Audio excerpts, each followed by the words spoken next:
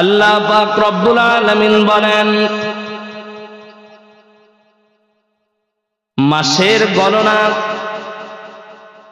200 বছর আগের নয়, 500 বছর আগের নয়।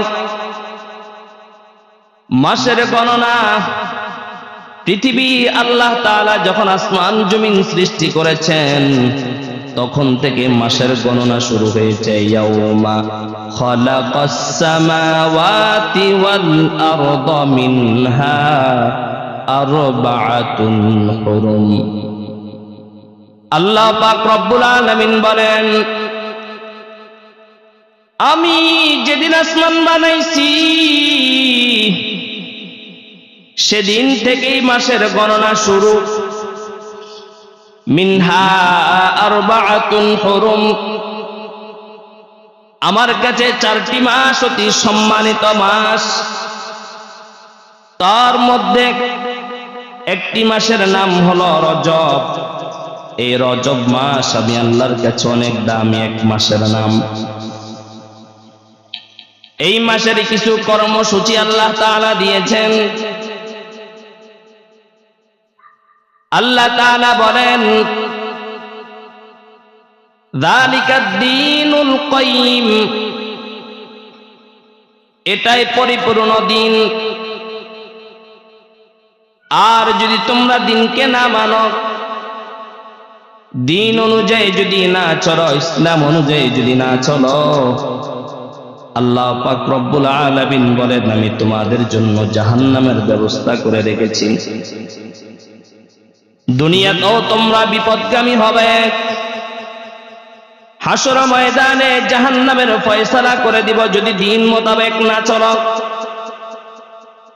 এই জন্য রজব মাসে 5টি আমলের কথা মুফাসসিরিনে কেরাম বলেছেন। 1 নাম্বার আমল হলো, রজব মাস যখন শুরু হয় নবী আলাইহিস সালাতু ওয়াস সালাম একটা দোয়া করতেন, আল্লাহুম্মা বারিক লানা ফি রজব ওয়া শাবান ওয়া বাল্লিগনা রমাদান। আল্লাহর পয়গম্বর এই দোয়া বেশি করে করতেন।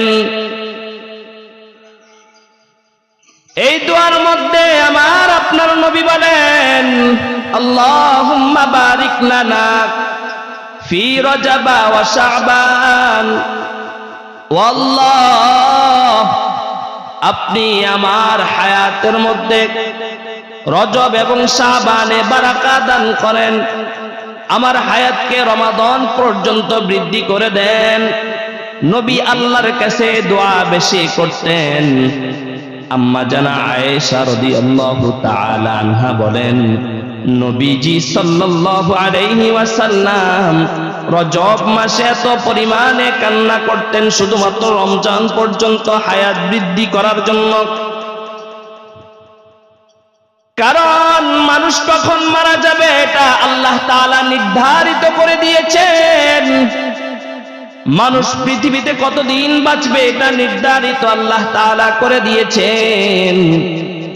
তারপরেও নবী দোয়া শিখায়া দিয়েছেন, কারণ রমাদান এমন একটি মাস, এই রমাদানে কেউ যদি আল্লাহকে রাজি খুশি করতে পারে আল্লাহ তাআলা তার জন্য জান্নাতুল ফিরদাউসের ব্যবস্থা করেছেন। সুবহানাল্লাহ।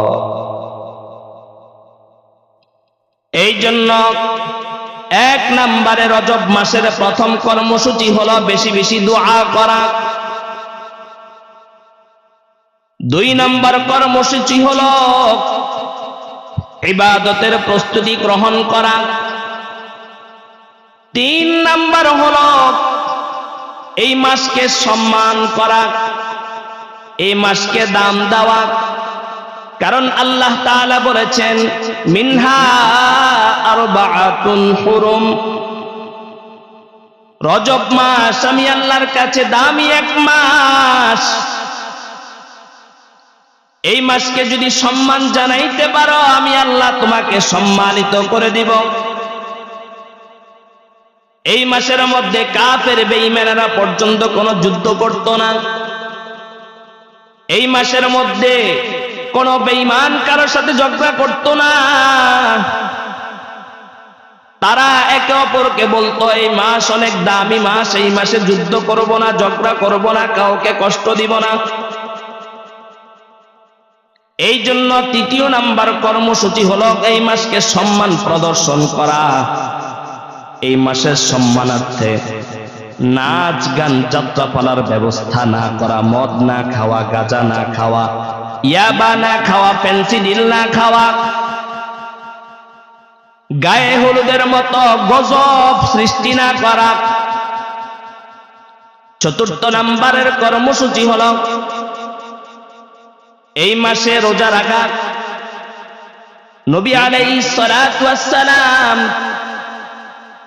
প্রতি সপ্তাহের সোমবার এবং বৃহস্পতিবার আল্লাহ তাআলার জন্য সিয়াম পালন করতেন, রোজা রাখতেন।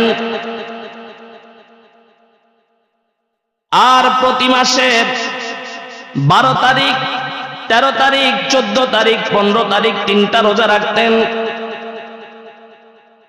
এই জন্য আল্লাহর পয়গম্বর বলেছেন, যখন রজব মাস আসে তখন তোমরা রোজা রাখো, সিয়াম পালন করো। এটার দ্বারা রমাদানের প্রস্তুতি গ্রহণ করা হয়। আর তোমার আমল যদি নবী আলাইহিস সালাতু ওয়াস সালামের কাছে সপ্তাহের বৃহস্পতিবার পেশ করা হয়, প্রতিটা উম্মতের আমল দেখানো হয়। নবীর কাছে যখন উম্মতের আমল রমাদান অবস্থায় দেখানো হয়, তখন নবীজি দেখা সাথে সাথে খুশি হয়ে যায়। নবী দেখা যখন খুশি হয়, আল্লাহ তাআলা ডাক দেয়া বলা, দোস্ত আপনি তো খুশি আপনার উম্মতের আমল দেখা, রোজা দেখা? নবী বলে, হ্যাঁ আমি আমার উম্মতের আমল দেখা খুশি। ও আল্লাহ, আপনি আমার উম্মতকে মাফ করে দেন। পঞ্চম নাম্বার কর্মসূচি হলো তাহাজ্জুদের নামাজের অভ্যাস করা। তাহাজ্জুদ এমন এক দামি নামাজের নাম, কেউ যদি তাহাজ্জুদের নামাজ পড়ে, আল্লাহ তাআলা সূরা বানী ইসরাঈলের মধ্যে বলেন, ওয়া মিনাল লাইলি ফাতাহাজ্জাদ বিহি নাফিলাতান লাক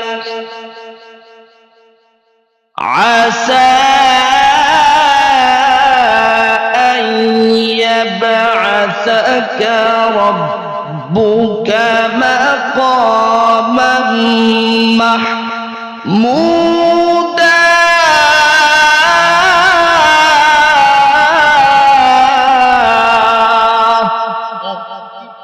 আল্লাহ তাআলা বলেন, ও নবী, ওয়া মিনাল লাইলি ফাতাহাজ্জাদ বিহি নাফিলাতান লাক। ও নবী, আপনি গভীর রাতে উঠা আমি আল্লাহর কুদরতি কদমে সিজদা দেন, তাহাজ্জুদের নামাজ আদায় করেন। লাভ কি হবে? আল্লাহ তাআলা বলেন, আসা আইয়া বাসাকা রব্বুকা মাকামাম মাহমুদা। ও নবী, আমি আপনাকে মাকামে মাহমুদ দান করব। সুবহানাল্লাহ বলেন, আওয়াজ দিয়া বলেন সুবহানাল্লাহ।